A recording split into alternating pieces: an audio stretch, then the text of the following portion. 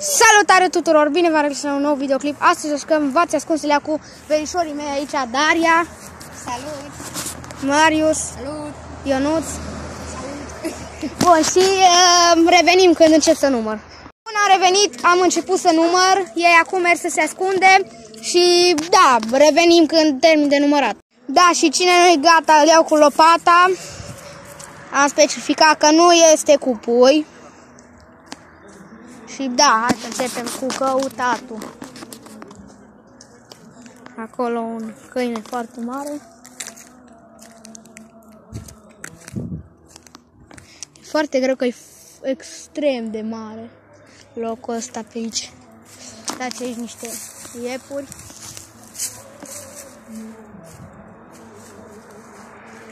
Daria, te-a văzut!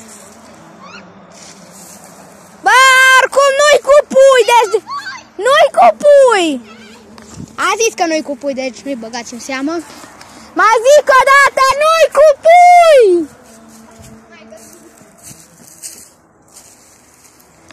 Acum vine cu mine. Da, revenim când urcăm dealul. Da, am ajuns aici în deal. Aparent nu-i nimeni.